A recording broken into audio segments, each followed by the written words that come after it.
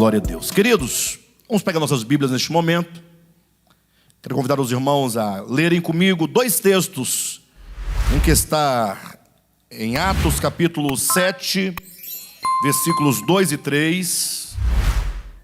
Vou pedir a total atenção dos irmãos neste momento. Pedir que os irmãos evitem conversar, evitem se levantar. Vamos nos voltar completamente ao Senhor neste momento. Coloque seu coração diante de Deus. Deixa Ele falar contigo. Tá bom? Não vamos dividir o tempo da palavra com qualquer outra coisa, não. Atos capítulo 7, versículos 2 e 3. Depois nós vamos ler 1 Tessalonicenses capítulo 2, versículo 12. Tá bom? Lendo primeiramente Atos capítulo 7, versículos 2 e 3, que nos diz assim: Estevão respondeu: varões, irmãos e pais, ouvi. O Deus da glória apareceu a Abraão, nosso pai, quando estava na Mesopotâmia, antes de habitar em Harã. Versículo 3, e lhe disse: sai da tua terra e da tua parentela e vem para uma terra que eu te mostrarei.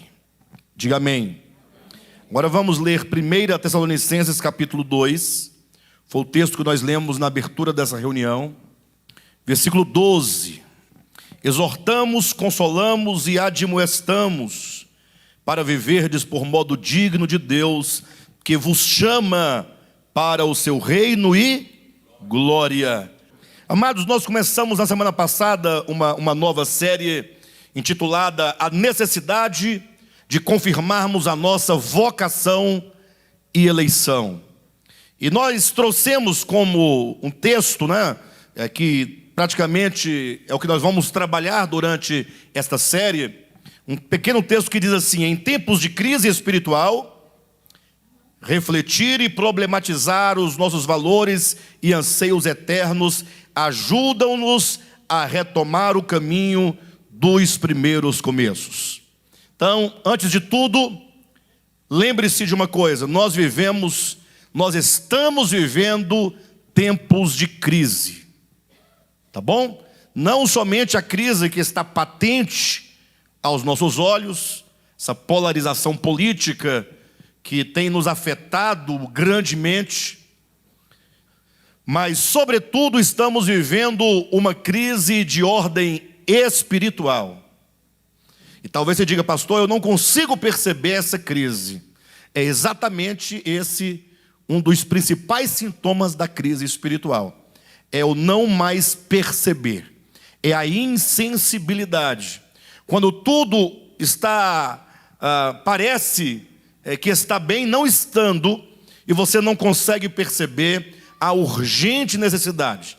Afinal, de duas uma: ou você, ou eu no caso, ou nós que achamos que não temos nenhuma crise espiritual, estamos certos na nossa insensibilidade, ou então Jesus e os apóstolos estavam errados, ou vice-versa.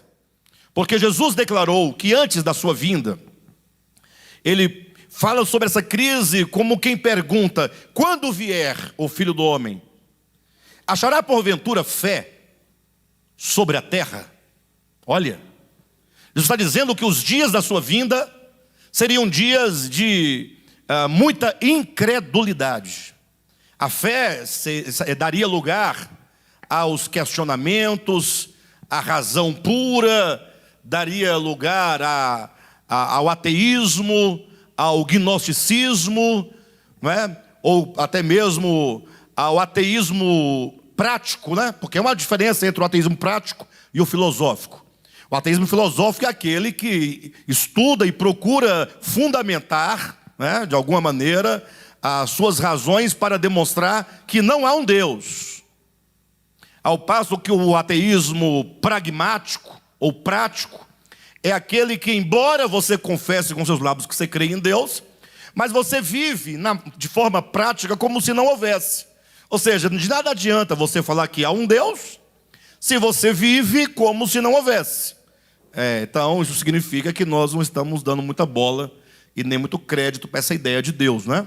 De todo modo, os apóstolos também anunciaram esse tempo de crise. Paulo, por exemplo, em 2 Timóteo capítulo 3, ele diz que esses últimos dias seriam dias difíceis. E quando ele fala de dias difíceis, ele vai dando uma série ali de características desse tempo, e uma delas diz que os homens teriam aparência de piedade, e entretanto negariam a força ou o poder de uma vida piedosa. Ou seja, teriam a aparência, toda a forma exterior, uma confissão exterior, mas faltaria neles o poder da vida indissolúvel no seu interior para livrá-los das paixões que há neste mundo. Então, primeiro ponto, entenda, há uma crise espiritual instaurada, de profunda insensibilidade, também anunciada pelo próprio Jesus em Apocalipse capítulo 3, quando ele fala sobre a igreja de Laodiceia, que profeticamente aponta para os nossos dias. Então, em tempos de crise, como nós estamos aqui demonstrando, faz necessário refletir, atenção, e problematizar os nossos valores e anseios eternos. Ou seja, olhe para mim, em nome de Jesus.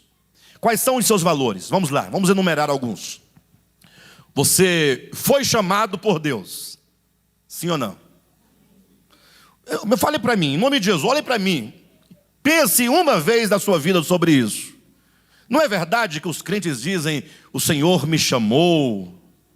Até falam, quando o Senhor me chamou, aí fala a data do chamamento, sim ou não?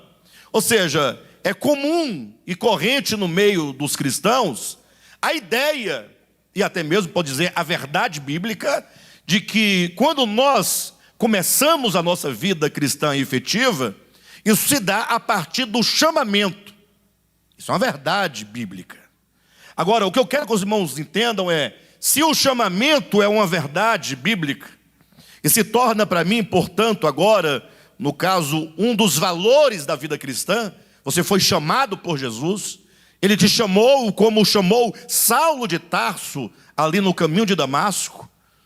Eu pergunto, você já parou algum momento para pensar, poxa, o Senhor me chamou, afinal, Ele me chamou de onde? Para onde? Nós temos que problematizar os nossos valores, a nossa fé, né? Então nós fomos chamados, o que mais? Nós exercemos fé, sim ou não? Se tirar a fé, continua a existir o cristianismo? Não, não há mais cristianismo, perfeito? Então a fé é um dos valores cristãos. O que é problematizar? Eu digo que nós precisamos, em tempos de crise, refletir e problematizar os nossos anseios, os nossos valores. O que é problematizar a fé? Você já perguntou para si mesmo se porventura você tem fé? Não parece um pouco estranho? Você tem medo de você perguntar isso e começar a investigar? E se você descobrir que você não tem fé? Olha que coisa boa se você descobrir isso. Aí você vai pelo menos parar de perder tempo, né? Porque às vezes está investindo tempo numa coisa na qual você não acredita, efetivamente. Na qual você não tem ligação real de fidelidade para com a coisa. Por que nós estamos sentindo no coração da parte de Deus a necessidade de trazermos essas questões e problematizá-las? Ora, porque não há mais tempo de nós ficarmos simplesmente achando que está tudo bem. Você precisa perguntar acerca da sua fé. Qual é a verdadeira fé? Quais são as características de uma verdadeira fé? Então você tem o chamamento, você tem a fé. Você também não tem a esperança na volta do Senhor ou não tem? Sim ou não? Você não acredita que você está caminhando, que você deva chegar a algum lugar com essa sua trajetória espiritual? E essa esperança no seu coração, ela é real? Ela é apenas um dogma? Você aguarda de fato ou não aguarda? Então, em tempos de crise, refletir e problematizar nossos valores e anseios eternos ajuda-nos a retomar o caminho dos primeiros começos. Então, essa é a ideia. Então, nós queremos refletir com os irmãos. As mensagens dessa série visa problematizar, refletir, pensar, repensar, considerar, resgatar esses valores. E, para tanto, nós propomos, na semana passada, que nós vamos tomar Abraão como a nossa metáfora, porque em Abraão nós vamos encontrar um reflexo da nossa própria experiência. Afinal, a Escritura demonstra claramente que Abraão é o pai da fé. Sim ou não? Pai da fé não é porque ele gerou a fé, mas é porque ele é colocado no plano da economia divina como aquele que foi chamado para sair da sua terra e, depois de fazer toda a sua trajetória de uma terra, a Ur dos caldeus, para a boa terra de Canaã, ele chegar no final da sua fé, como aquele que, tendo uma fé inicial, essa fé foi crescendo e foi amadurecendo até chegar no auge. Então, Abraão é para nós o modelo. Por isso que a Bíblia diz que Abraão não somente é o pai da fé, mas é o pai de todos aqueles que creem. Então, nesse sentido metafórico, nós vamos, os irmãos todos, juntamente comigo, são convidados a olhar para Abraão e tomar Abraão como modelo. E agora não ficar pregando a história de Abraão, não quero ficar repetindo a história para os irmãos. Os irmãos já conhecem a história de Abraão, mas nós vamos olhar para essa história. Vamos observar que essa história de Abraão, ela tem vários marcos que definem, que decidem o destino, decidem a história, decidem a caminhada de Abraão até que ele chega no desfecho. Abraão sai de Ur da Caldeia, faz toda a sua jornada em direção à terra que o Senhor lhe haveria de mostrar. E então, quando é dito que ele estava no alto do monte Moriá, quando ele já havia colocado o seu filho Isaque sobre o altar, que agora ele levanta o cutelo para então levar a sua fé à última consequência, Deus não permite que Abraão execute o seu filho, afinal, Deus não se compraz em sacrifícios, sim ou não? Até hoje os crentes do século XXI não entenderam isso, né? Mas Davi, lá no tempo do Antigo Testamento, já sabia disso. Salmo 50, Deus não se compraz em sacrifícios. Então Deus fala, não, Abraão, não mate o seu filho. Eu não quero sacrifícios, não quero sacrifícios nem de animais, que dirá humano. Não é?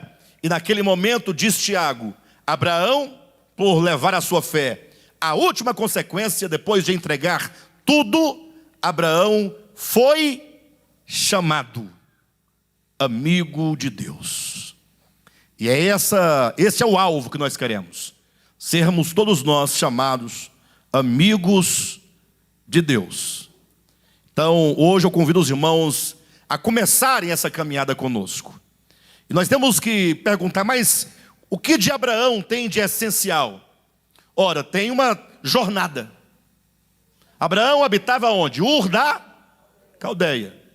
O Senhor diz, sai da tua terra e vem para uma terra que eu te mostrarei. Abraão sai para uma terra, não leva o endereço, não sabe o nome da terra, ele apenas deveria seguir o Senhor. Tanto é que o Senhor diz, e vem.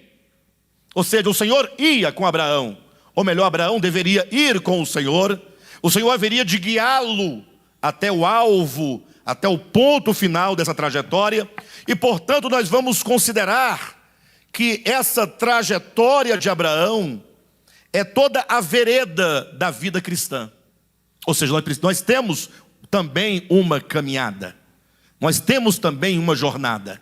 E só em dizer que a vida cristã é representada por uma jornada, isso já implica um certo dinamismo. Ou seja, vida cristã não é algo estático. Vida cristã não é algo fossilizado. Vida cristã é processo. Vida cristã é algo que acontece. A vida cristã é um acontecimento. Coloca definitivamente no seu coração. Vida cristã é algo que se vive, é algo que se experimenta todos os dias. Não é somente no dia de domingo, quando você separa a sua roupa para vir ao culto. Não. A reunião da igreja no domingo é uma celebração nossa. Ou seja, nós precisamos desse encontro social, estar com os irmãos, podermos comungar juntos, participando do pão, do vinho, cantar, louvar, adorar, sermos ministrados. Mas tão logo acabar a reunião aqui hoje, você vai para casa e a sua vida cristã continuará acontecendo.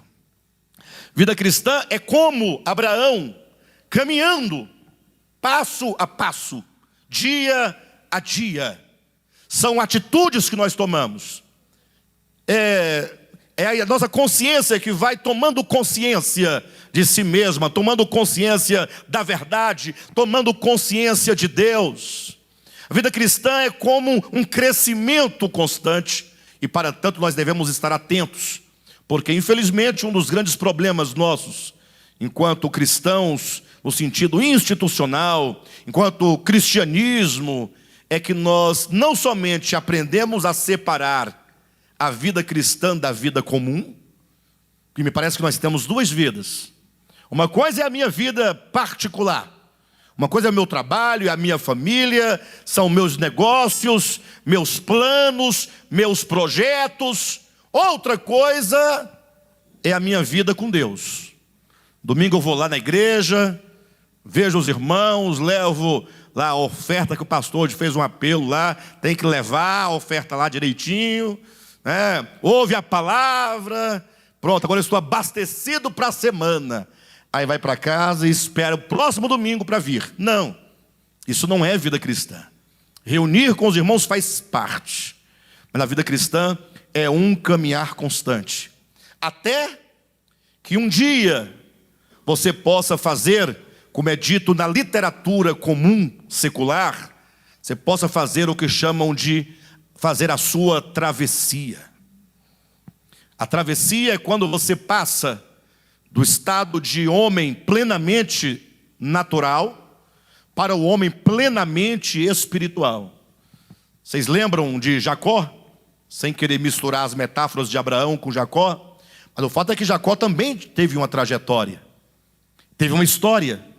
Lembram que quando, lá no finalzinho da sua experiência, ele luta com aquele anjo do Senhor, ali no val de Jaboque, ele é tocado no seu fêmur, e ele diz: olha, eu não te largarei enquanto o Senhor não me abençoares. Então o Senhor diz: tu já não te chamarás mais Jacó, e sim Israel, porque como príncipe lutaste com Deus e venceste. E agora o texto lá em Gênesis 28 termina com agora o Israel, não mais o Jacó. Muda-se o nome, muda-se a pessoa. Ele agora subindo o val, e diz o texto, até como uma frase bem poética, parece até o final de um filme, aquela musiquinha de fundo, ele subindo, manquejando de uma coxa, e o texto diz: nasceu-lhe, pois, o sol. Olha que lindo. Não parece final de filme? Bem que finalzinho. Depois daquela saga toda, você já está cansado, já comeu pipoca. Aí dá aquela catarse, né? Ele subindo com o cajado. Nasceu-lhe, pois, o sol, e manquejava de uma coxa. Ou seja, o andar de Israel, do antigo Jacó, já não era mais o mesmo. Mudou-se o nome, mudou-se o caminhar, mudou-se a vida. Ali Jacó teve a sua travessia. João Guimarães Rosa, escreveu um livro também chamado Grande Sertão Veredas. E se você nunca leu, eu digo, leia. Porque se você nunca viu um profeta de Deus, há de ver na boca de Riobaldo, o personagem principal, que ao longo daquelas centenas de páginas ele também realiza a sua travessia, e termina o livro dizendo: havia somente o homem, travessia. João Guimarães Rosa é um poeta, na verdade é um literato preocupado com um tema central. Todos os seus contos e o seu romance têm a ideia central: o homem precisa nascer de novo. Por incrível que pareça. Por incrível que pareça. Deixe de ler essa literatura gospel e comece a ler João Guimarães Rosa, que sua vida vai mudar. Com certeza. Aquele livro, 7 Passos para a Vitória. Para de bobagem. 7 maneiras de ficar rico. Para cima de mim. Que mais? 7 o quê? 7 chaves para o sucesso. 7 dicas de como cozinhar. Não cozinha não, meu irmão. A dica é só uma para cozinhar. Comece a cozinhar. Cozinhe com amor. Aceite as críticas. Vai melhorando. Diminui o sal, está salgado. Tira o cominho. Muito cominho na carne e fica ruim. Usa o alho. Muito alho. Refoga a comida. Só pega o feijão congelado. Joga dentro da água. E nem dissolveu o gelo. Está servindo no prato. Não fica bom. Aí vai ler 7 passos para ser um cozinheiro? Não vai. Entendeu? Enfim. E de todo modo, então, nós precisamos de entender a vida cristã, portanto, enquanto processo, com vistas àquele grande momento em que nós faremos também a nossa travessia. Você fará a sua travessia. Em termos bíblicos, você vai experimentar o que Jesus disse que é o novo nascimento. Pastor, mas nós já nascemos de novo. O crente nasceu de novo, afinal, não, você não nasceu de novo. Você começou o processo de novo nascimento. E você pode puxar o que quiser, quantas teologias sistemáticas quiser. Eu provo, você é a prova do que eu estou dizendo. Querem ver uma coisa? Eu vou provar para vocês. O que é necessário para que alguém nasça de novo? Pronto, está aí a resposta. Morrer. Ora, se eu não morrer, como posso nascer de novo, segundo o conceito de Jesus em João capítulo 3? Aí a pergunta é: você morreu? Aí o crente dogmaticamente responde: morri. Eu falei, mas morreu mesmo? Quer dizer que não tem nada vivo dentro de você, de velho homem? Pastor, você está desafiando agora a Escritura, porque o Paulo diz que aqueles que... Como é que é? 1 Coríntios capítulo 5, versículo 17. Quem está em Cristo, nova criatura é. As coisas velhas passaram, eis que tudo se fez novo. Paulo está certo. É você que não está entendendo. O mesmo Paulo vai dizer em Colossenses capítulo 3, versículo 5, dizendo para você: fazei, pois, morrer a vossa natureza terrena. Paulo está dizendo em Colossenses capítulo 3, versículo 5. E ele escreve aos santos que estão em Colossos. Ele escreve à igreja de Colossos. Pastor, então eu acredito em Paulo que escreve aos Colossenses ou Paulo que escreve aos Coríntios? Vocês crê nos dois, porque são duas verdades fundamentais. Uma falada do plano eterno, do plano daquilo que Cristo já fez, que já está consumado. É verdade que quem está em Cristo, as coisas velhas passaram. Em Cristo, é nele que tudo se passou. É nele que tudo se fez novo. Porque Ele é a tua garantia. Ele é a verdade absoluta que já cumpriu e experimentou toda a vontade de Deus. Está feito.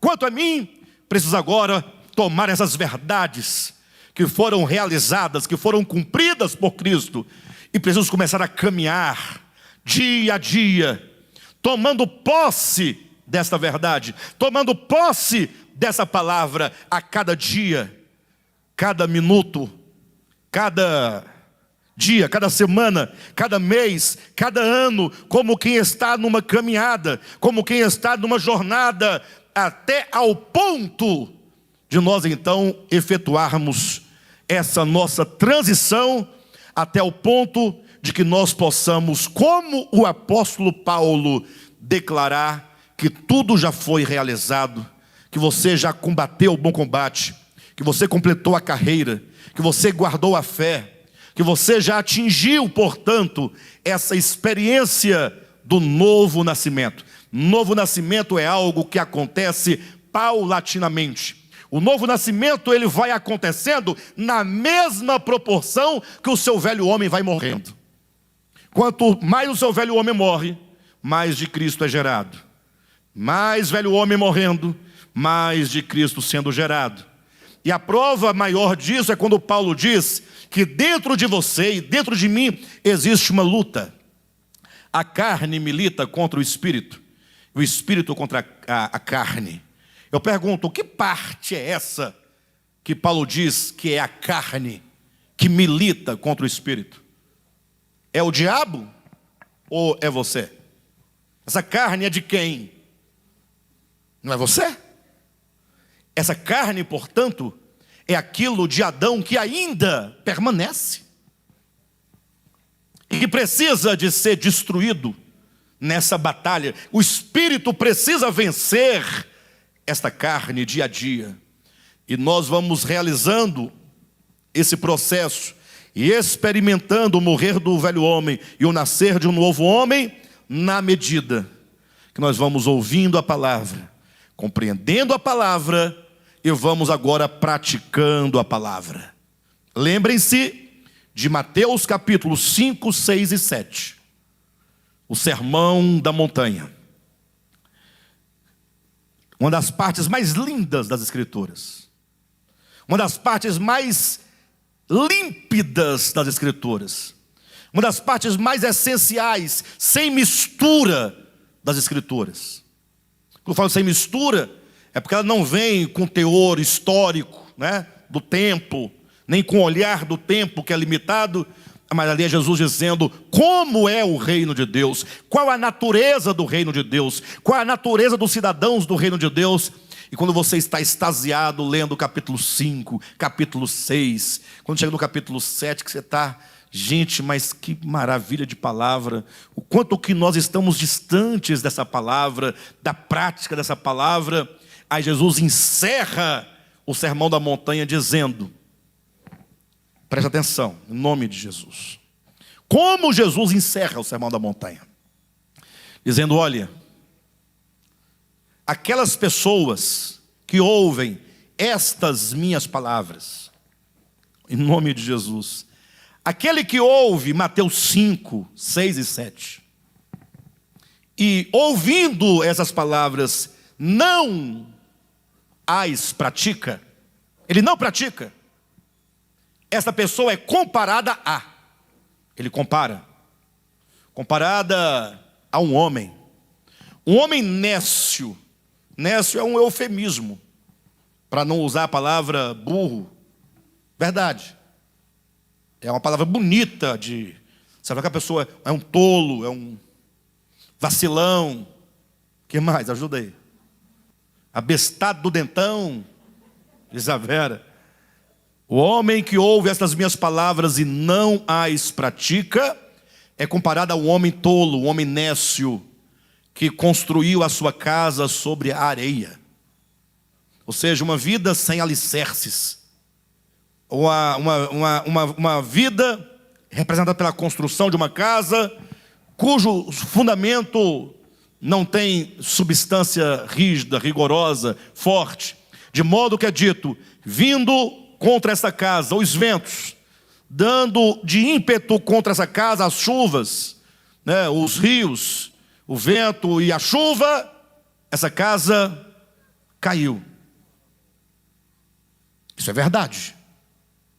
Essa metáfora é a coisa mais certa que tem. E ele diz mais, mas o homem que ouve essas minhas palavras e as pratica é comparado a um homem sábio que construiu a sua casa sobre uma rocha, de modo que vieram as chuvas, deram de ímpeto contra a casa os ventos, transbordaram os rios, e essa casa permaneceu inabalável, permaneceu firme. Essa casa permanecer firme ou essa casa ser destruída diz respeito ao momento em que nós cruzarmos deste plano físico para o plano eterno e para o plano espiritual. Porque aqui nada se comprova. Eu olho para a Natália, ela vive chorando nos cultos, parece que só ela tem o Espírito Santo, só ela que chora, entra chorando, sai chorando, pode ouvir uma mensagem, está chorando, mas o dia dirá. Perfeito? Aí o Cadmo, coitado, vem aí, fica aí com um colar no pescoço, uma cruz pendurada, não chora, mais ri do que chora. Aí, não vai, chegar lá não vai. Mas será? O dia dirá. Se nós tivemos uma vida aqui na terra, sólida ou não. Então, essa é a ideia. Eu quero convidar, portanto, os irmãos a caminharem comigo nessa trajetória de Abraão, ponto a ponto. O primeiro princípio que nós vamos extrair da experiência de Abraão, para que você entenda esse princípio na sua experiência, é o princípio do chamamento. Coisa interessante, Abraão foi chamado. Então agora pense comigo. Abraão morava em Ur da Caldeia, conforme Atos capítulo 7, desculpe-me, versículos 2 e 3. Ur da Caldeia, para quem não sabe, imagine comigo, podemos falar que Ur da Caldeia era uma terra sem Deus. Ur da Caldeia era uma civilização sem Deus, uma terra de ídolos. Para os irmãos terem uma ideia, me acompanhem nesse rápido raciocínio, todos aqui. Imagine que Deus criou o homem, Adão e Eva, para a sua glória, criou os perfeitos, né? Deus criou o homem reto. Agora, Deus quer que esse homem se cresça e multiplica para a expressão e manifestação da sua própria glória. Esse homem pecou, não foi? Capítulo 3. E agora, esse homem vai crescendo sobre a terra, esse homem pecador, até que chega um momento na história, Gênesis capítulo 6, que está dito, Deus disse, o meu espírito não agirá para sempre no homem. Ou seja, a maldade cresceu a tal ponto que Deus precisa recomeçar. E aí ele traz o dilúvio, os irmãos lembram da história, e o dilúvio ali é como que apagasse a história anterior para instaurar um novo momento com Noé e a sua família. E aí capítulo 9 de Gênesis, Deus faz um pacto com Noé. Esse pacto é Noé, crescei, multiplicar, e é o mesmo pacto que faz com Adão. É como dizer, Noé, agora vamos fazer esse negócio funcionar. Cresça, multiplique, vamos encher essa terra da minha presença, da minha glória, dos meus atributos. Aí começa a crescer, novamente o povo, chamado os pós-diluvianos, aqueles que vieram depois do dilúvio. O segundo momento, esse povo vai crescendo, diz a história que aproximadamente uns 300 anos depois do dilúvio, estava aquele povaréu todo, quando então ocorreu a Torre de Babel, né? Quando Nirode, convocando todas aquelas pessoas, disseram, pessoal, é o seguinte, vamos pensar. E o povo, sim, vamos pensar, vamos refletir. Vocês já imaginaram que os nossos pais foram mortos no dilúvio? Isso é verdade. Será que Deus está pensando que nós nos esquecemos disso? Eu estava aqui pensando, dizia Nirode, esse mesmo que destruiu nossos pais, qualquer hora e por qualquer motivo, também virá nos destruir. Alguém no meio da multidão levantou a mão e disse, não, Nirode, ele fez uma aliança, colocou um arco-íris, diz que não vai mais fazer isso. E aí Nirode perguntou, e você acredita nele? Falou, acredito. Mas ele matou nossos pais. Você acredita na palavra de um assassino?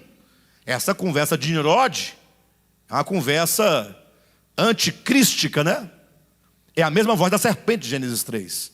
Daí eles propuseram, Nirode propôs, vamos fazer uma cidade e uma torre, cujo topo alcança aos céus.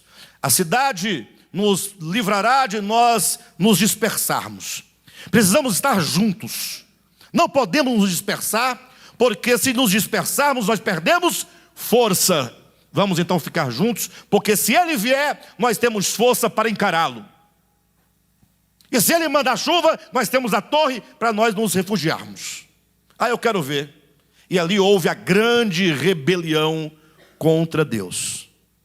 Novamente Deus olha para a terra, diz, não vai dar certo. Está complicado. Todo esse pensamento aqui, que estou seguindo aqui, a ordem bíblica da história, nós estamos usando, assim como na Bíblia, uma linguagem meramente antropomórfica, tá? Ou seja, para os irmãos entenderem, a experiência humana é do ponto de vista do homem, não de Deus, essa linguagem. Então imagine só, Deus fala assim, olha, vou ter que recomeçar. Deus começou com Adão, recomeçou com Noé, e agora precisa o quê? Recomeçar. Na Torre de Babel, houve ali a divisão das línguas, vocês lembram? Surgem as nações, o povo se dispersa, e Deus aqui, desse meio, lá em Ur da Caldeia, lá no miolo da rebelião, uma terra agora sem Deus, porque eles deram as costas a Deus, uma terra de ídolos, uma civilização totalmente separada de Deus. Deus fala, Abraão, portanto, era um idólatra, saibam disso. O pai de Abraão era um fazedor de ídolos. Então Abraão estava numa terra sem Deus, estava numa civilização sem Deus.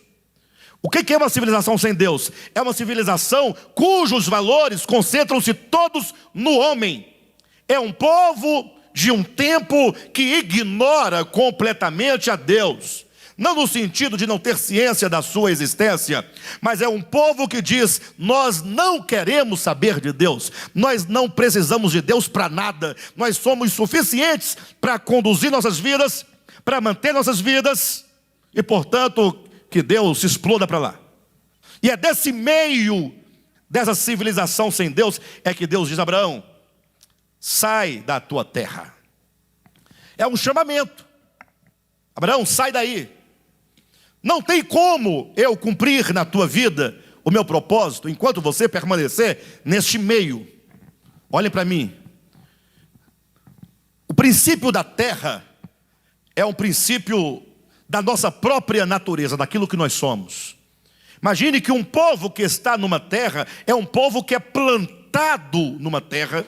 Entenda isso metaforicamente falando. Daí vem a ideia de cultura. O que é a cultura? A cultura são os hábitos, são os costumes de um povo que está plantado numa terra. E a partir dessa metáfora é um povo que se alimenta, que se sustenta dessa terra. E portanto, assim como uma planta cujas raízes entram na terra, se alimentando da terra, agora ela traz para si, ela se alimenta, toda a sua natureza, o seu crescimento agora é fruto daquilo que aquela terra é. Os nutrientes, as vitaminas, o ferro, a água, tudo o que ela precisa vem daquela terra. De modo que, no sentido metafórico de que estamos falando, é como Deus diz, Abraão, você está plantado numa terra. Essa terra, de tudo que você dela recebe, se alimenta, é idolatria, é desprezo a Deus, é rebelião contra Deus, é apostasia. Você precisa ser arrancado dessa terra, e eu vou te levar para uma outra terra, na qual eu vou te plantar. Nós sabemos posteriormente pela Escritura que essa outra terra, que é a terra de Canaã, é chamada Terra Santa, onde Deus haveria de colocar ali a sua cidade e o seu templo sagrado.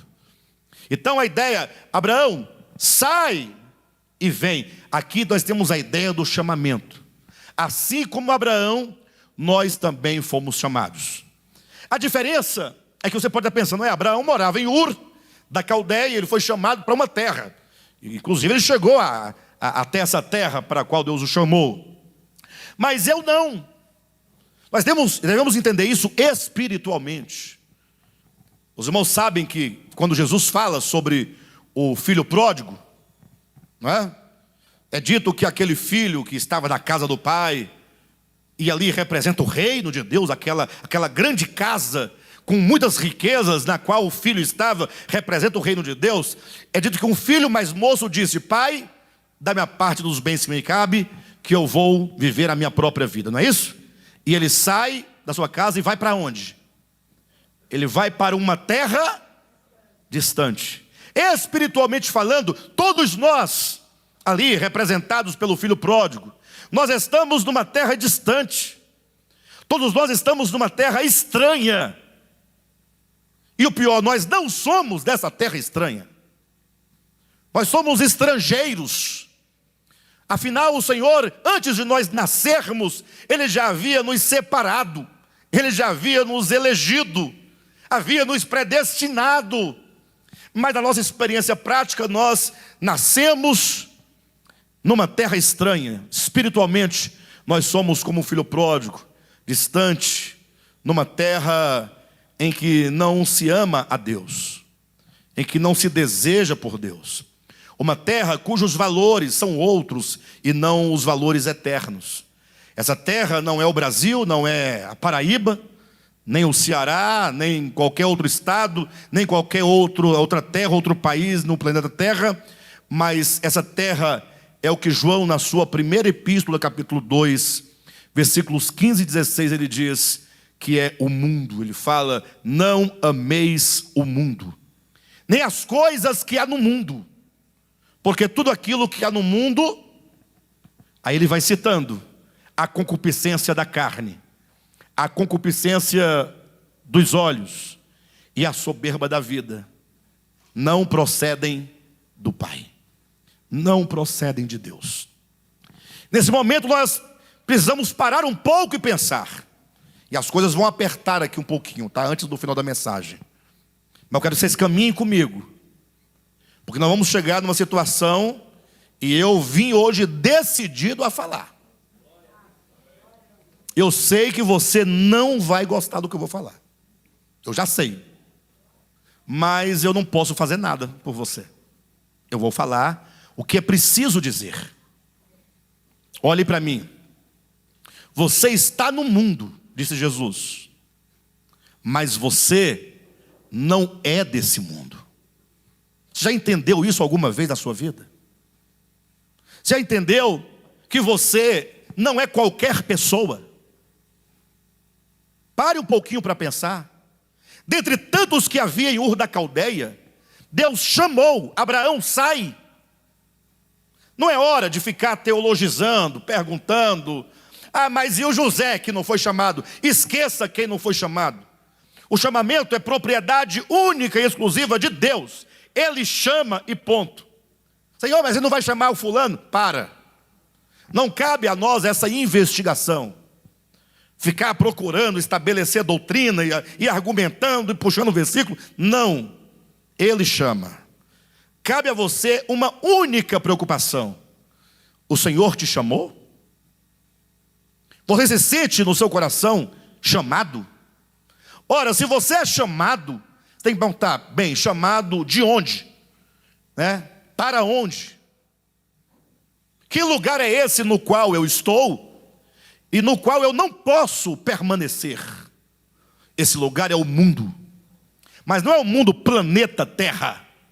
Esse mundo é uma atmosfera espiritual que procura ganhar a nossa consciência, o nosso coração, a nossa mente, e estabelecer tantos pseudos valores dentro de nós, para ocupar e não permitir que os valores divinos nos ganhem. O mundo, concupiscência da carne, concupiscência dos olhos e a soberba da vida. Se você é um chamado, entenda definitivamente: você é um privilegiado da graça. O Senhor te chamou. Você vai: mas por que o Senhor me chamou? Eu não sei. Sinceramente, eu não sei. Para te falar a verdade, se eu fosse Ele, eu não teria te chamado. Você está rindo? Você acha que Deus, se eu fosse Deus, eu teria te chamado? E se você fosse Deus, teria me chamado? Só quer ser Deus, eu teria chamado. Eu quero dizer que nenhum de nós somos merecedores. Nós nada temos de bom em nós mesmos que nos qualifique. O Senhor chamou pela sua graça e pela sua bondade e pela sua misericórdia. Ele nos chamou. Agora, Ele nos chamou para nos fazer cidadãos do seu reino. Pastor, mas eu sou cidadão da terra também. Eu tenho aqui meus deveres, meus direitos. Tem. O que você não pode fazer é deixar que todas as paixões dessa terra, o que você não pode permitir é que todo esse mimetismo que estamos vivendo, de imitação, de posicionamentos, ganhe o seu coração e faça você uma pessoa violenta contra o seu semelhante. Isso não. O Senhor nos chamou, como diz o texto de 1 Tessalonicenses, capítulo 2, para o seu reino e para a sua glória. Então o Senhor começa, atenção, dizendo, o chamamento visa nos levar para o reino de Deus e para a sua glória. Não perca a atenção não, em nome de Jesus. Isso aqui é extremamente importante. Mas cuidado para nós não ouvirmos isso como um dogma. Ah, o fulano foi para a glória. Ah, nós estamos no reino de Deus. Cuidado, o reino de Deus não é um lugar específico, geográfico, astral, não. O reino de Deus é uma natureza. O reino de Deus só se está no reino de Deus quando nós ganhamos a consciência e a dimensão do reino de Deus dentro de nós. Estar no reino de Deus não é uma questão de você passar por 2 ou 3 ritos. Levantar a mão, aceitou Jesus, passou pelas águas do batismo e comeu pela primeira vez o pão e tomou o vinho. Pronto, estou no reino de Deus. Nunca foi isso. Nunca foi isso. Esses procedimentos, levantar a mão, o batismo e o pão, são símbolos para falar de experiências do coração e da alma. Todas elas. Quando alguém levanta as mãos e diz, eu aceito Jesus, isso só é verdadeiro se de fato ele recebe Jesus. Porque se ele não recebe Jesus no coração, ele pode levantar as mãos 1 milhão de vezes. A pessoa quando vai às águas do batismo, aquelas águas apenas representam o morrer e o ressuscitar com Cristo no seu coração. Mas se ele não está disposto a ser unido com Cristo na sua morte, todos os dias, a ressuscitar com Cristo todos os dias, a ser assunto com Cristo e a sentar-se com Ele nas regiões celestiais à direita de Cristo, você pode batizar 1 vez, 2 vezes, 3 vezes, 4 vezes, vai só tomar banho, ficar gripado, mais nada. Aquelas águas do batismo não mudam a natureza, a mente, a consciência de ninguém. O que aquele batismo em água pode fazer por você é te dar uma consciência tranquila. No sentido de que aquele que passa pelo batismo, que está ali refletindo sobre o significado, sobre a morte do Senhor, a nossa união com Ele. Então agora a sua consciência, ela fica apaziguada, tranquila. Até porque ali se tornou um marco material de uma experiência espiritual. Aí você vai e come o pão da ceia, né? Do partir do pão, toma o vinho. Esse pão e esse vinho também representam essa sua união com o próprio Cristo e com os irmãos que têm a mesma fé, que creem no mesmo Cristo, na mesma morte, na mesma ressurreição. Mas tudo isso são experiências espirituais. Então, o princípio do chamamento, preste atenção, implica em primeiro lugar de falar, Deus te chamou porque Ele precisa te conduzir ao seu reino e glória. Esse é o primeiro ponto que você não pode se esquecer. Pare de falar, eu fui chamado.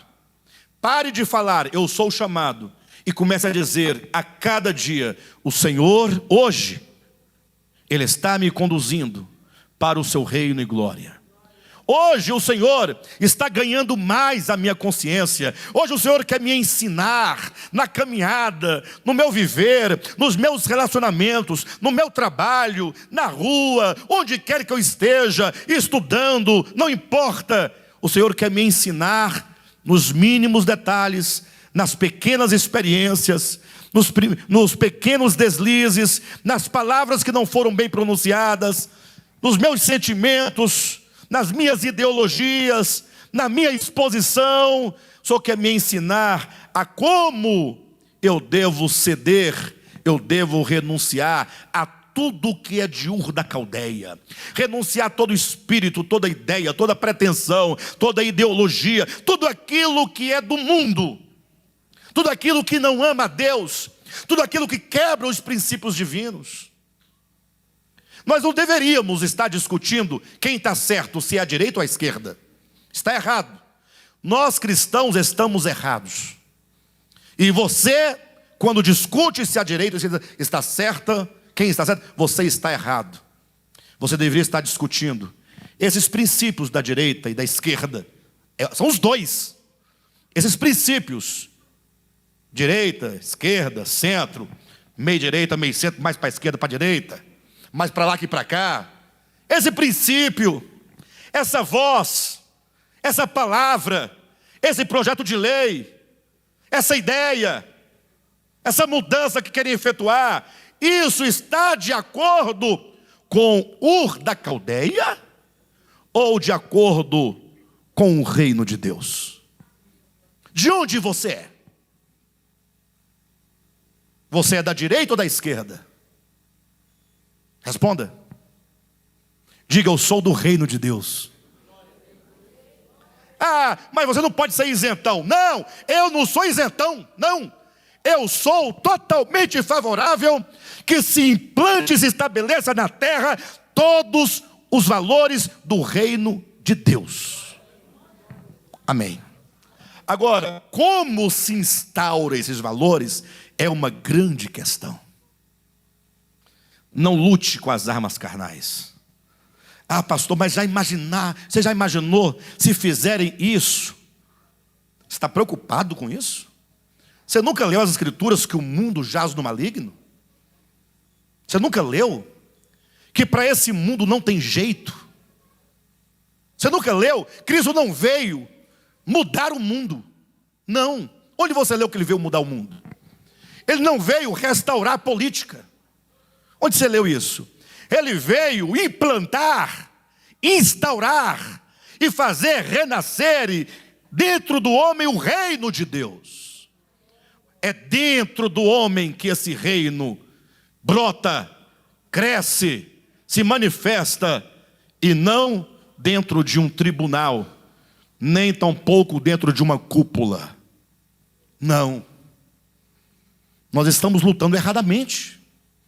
Nós estamos preocupados com uma lei que pode sair.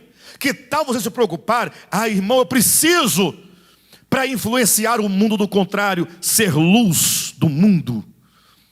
A Bíblia diz que a criação está aguardando com expectativa a manifestação dos filhos de Deus.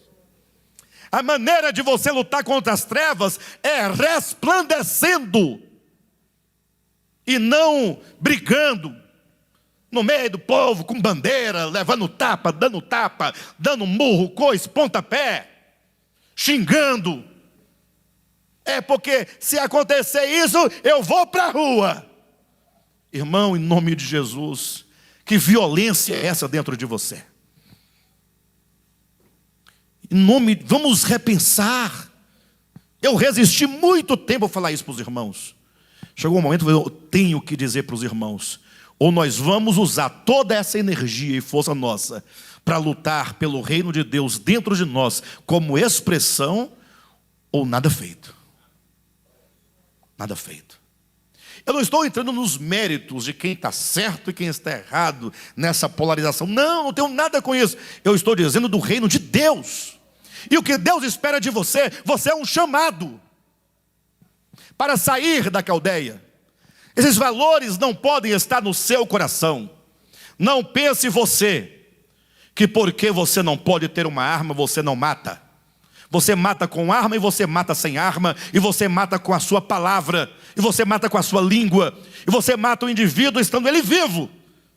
Sem que ele morra, você já o matou quando você o despreza. Mas quem quer saber das palavras de Jesus, que disse que se mata com o desprezo? Ninguém quer saber do evangelho.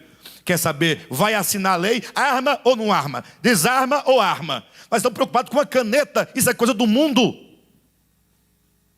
Você tem que tratar com o problema da violência no seu coração. É aqui que se trata. Se perguntarem você é a favor da arma ou contra a arma, mas eu sou a favor de Jesus Cristo, Ele é o príncipe da paz. Só Jesus pode trazer paz para o trânsito. Só Jesus pode trazer paz para as famílias. Porque quando o indivíduo quer matar o outro, se não tem um revólver, ele pega uma faca. Se não tem faca, ele pega um machado. Se não tem machado, ele pega um pé de cabra. Se não tiver pé de cabra, ele pega um saco de mercado e coloca na cabeça, dentro da boca, e fica ali até a pessoa morrer. Como é que eu sei? Porque eu vivo nesse mundo. E aqui a gente vê tanta coisa acontecendo. Irmãos, eu queria tanto. Eu não vou dizer do cristianismo, que é muita pretensão, mas eu queria tanto que esse ministério de Volta à Palavra usasse todas as energias, todo esforço intelectual, todo o tempo que se gasta. Bolsonaro está certo, Bolsonaro está errado, o Lula volta, no Lula não volta, se ele voltar, não, papel impresso, não, só na urna, não. Usar todo o nosso esforço para nos preocuparmos o reino de Deus em nós.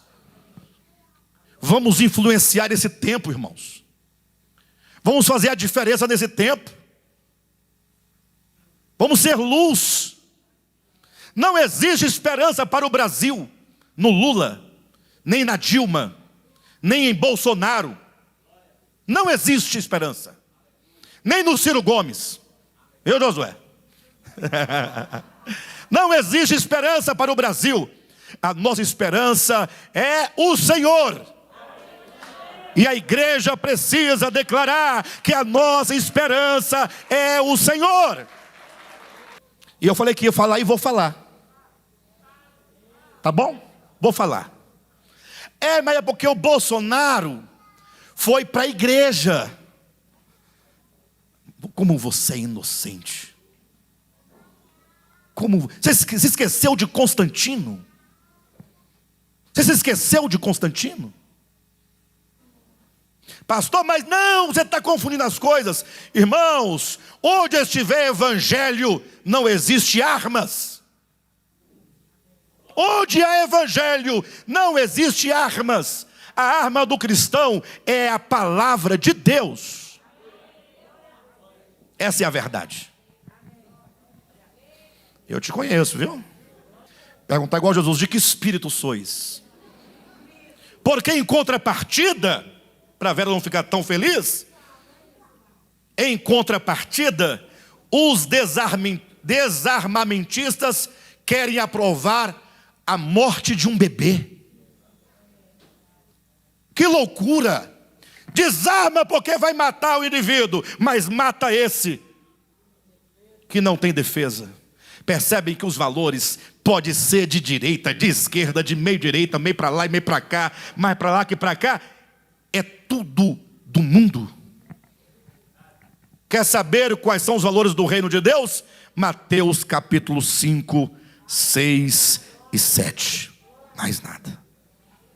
Nada além de Mateus 5, 6 e 7. Não precisa ler mais a sua Bíblia. Leia só Mateus 5, 6 e 7. Até você morrer. Não precisa mais. Eu sei que alguém pode tomar essas minhas palavras por blasfêmia. Está vendo? Avisei. Eu estou dizendo, se você tiver o coração aberto, você está me entendendo. Que eu não estou falando de Bíblia.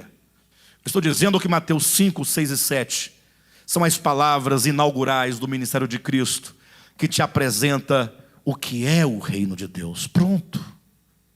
Ame aquelas palavras, ouça aquelas palavras, coma aquelas palavras, Viva aquelas palavras. Procure incutir na sua mente aquelas palavras. Ore todo dia: Senhor, tende misericórdia de mim. Nós precisamos. Vamos militar pelo reino de Deus. O chamamento nos fala de mais um ponto interessante. Deus disse: sai da tua terra, onde você está plantado, de onde você se alimenta, onde você é constituído, onde você é cultivado, e vem para uma terra. Ele diz: da tua terra, ele segue, e da tua parentela, e da casa do teu pai. Então nós não temos somente uma terra, nós temos um problema de parentesco. O que significa isso? Olha como o chamamento de Deus é absoluto. O chamamento de Deus não permite que nada seu fique para trás. Ou você é todo de Deus, ou você não é nada de Deus. Quando ele diz: deixa a casa do seu pai, da sua parentela, e vem, ele está nos falando que o chamamento nos mostra, o chamamento nos revela, o chamamento nos aponta para algo que tem sido esquecido por nós. Jesus, certa ocasião, ele disse aos escribas e fariseus, e ele disse às multidões, Mateus capítulo 23, versículo 9, ele diz: olha, a ninguém chameis de pai, porque um só é o vosso Pai, que está nos céus. Quando ele diz isso, ele não está dizendo que você não pode comemorar o dia dos pais. Isso é uma bobagem. Afinal, em outro lugar também foi dito: honra a teu pai e a tua mãe. Como é que ele diz honra a teu pai e a tua mãe? Depois ele diz: a ninguém chameis de pai, se ele próprio chamou teu pai de pai. Quando ele diz a ninguém chameis de pai, porque um só é o vosso Pai Celeste, ele está dizendo: olha, vocês têm seus pais terrenos, não tem? Mas eles são apenas os genitores. Ou seja, eles foram um meio, um veículo usado por Deus para que a semente que neles estava pudesse agora gerar você. Mas o progenitor, aquele que vem antes de tudo e de todos, e que a todos geram, é o Pai Celestial. É o Pai por excelência. Ou seja, quando nós somos chamados, nós ganhamos a consciência de que nós somos pertencentes a Deus. Não somente pelo direito de redenção, mas também e sobretudo pelo direito da criação. Deus te criou para ser dele. Quando ele diz: sai dessa terra e vem para uma terra, ele está dizendo: olha, eu estou te chamando porque há um direito sobre você, porque eu sou seu pai, porque eu te gerei, você é gerado. Leia Gênesis capítulo 2, para os irmãos observarem que tudo que Deus criou, né, ele criou cada coisa segundo a sua própria espécie. Mas quando Deus diz: vamos criar o homem, Deus procedeu soprando o seu espírito para dentro do homem. Não fosse o Espírito Divino soprado para dentro do homem, o homem não se tornaria alma vivente. Aí a pessoa, querendo fugir dessa suprema verdade, ele diz: mas não vai me dizer que aquele sopro lá é o Espírito Santo? Uma pergunta. Aí eu respondo: você não vai me dizer que além do Espírito Santo existe outro Espírito? Porque o ruá divino é o Espírito divino. Deus não tem sopro igual você tem, ó. Deus não tem isso. Esse fenômeno é o fenômeno do meu pulmão, que está aqui, do ar que nós inspiramos, que é físico, depois nós expiramos. Isso aqui é um processo totalmente da criação e é um processo físico. Deus é Espírito. Deus não respira igual você respira. A sua respiração é um sinal da sua finitude. Cessa o ar que você respira, acabou. E está cheio de ar, ó. Quem morre com falta de ar não é por falta de ar. O ar está aqui, ó. Não para. Então Deus, quando é dito, ele sopra no homem o ruá divino, ali é o Espírito divino. Você, portanto, é filho de Deus. E Deus é o nosso Pai. Então o chamamento, quando diz, sai da tua terra, da tua parentela e da casa do teu pai, está dizendo, você tem que ganhar a consciência definitivamente de que você pertence a Deus, você é da família de Deus, Deus é o seu pai. Alguém diz, mas a Bíblia, o próprio texto diz, é a tua terra, a tua parentela e a casa do teu pai. Então está ratificando. Mas veja que essa terra é uma terra de mentira, é uma terra de ilusão. A terra para a qual foi o filho pródigo, a terra distante, não é uma terra onde reina a verdade. Nós temos que sair deste mundo da mentira para podermos nos reencontrar na verdade acerca de Deus e na verdade acerca de nós mesmos. Vamos encerrar lendo um texto de Efésios capítulo 2, abra sua Bíblia rapidamente e veja o que diz aqui acerca da nossa experiência do chamamento. Capítulo 2, versículo 17 em diante. Olha, e vindo, evangelizou paz a vós outros que estáveis longe, e paz também aos que estavam perto. 18. Porque por ele, ambos, temos acesso ao Pai em um Espírito. Assim, esse assim, ele resume tanta coisa, ele inclui tanta coisa. Porque, olha o versículo 16, volte um pouquinho. E reconciliar-se ambos em um só corpo com Deus, por intermédio da cruz, destruindo por ela a inimizade. Lembre-se, onde houver a cruz de Cristo, onde houver o Evangelho, não haverá inimizade. Toda e qualquer forma de inimizade, ela é própria do homem alienado de Deus. Então, quando diz no versículo 19, assim, tendo o Senhor reconciliado ambos os povos, judeus e gentios, em um só corpo. No 17, tendo ele evangelizado paz. No 18, abrindo ele, ou concedendo acesso ao Pai em um só Espírito. Desta maneira, assim, já não sois o quê? Estrangeiros e peregrinos, mas concidadãos dos santos, e sois da família de Deus. Então diga, eu sou da família de Deus. Diga, eu sou da família de Deus. Em nome de Jesus. Assuma essa família para você. A família da reconciliação, a família do Evangelho, a família da cruz, a família do reino de Deus, a família em que o Espírito de Deus é a nossa norma, é a nossa direção, é a nossa força, é o nosso pastor, é o nosso bispo, é a lei de Deus em nós, em que o Espírito de Deus conduz as nossas vidas. Voltemo-nos para o Pai, e para tanto precisamos atender ao seu chamamento. Amém?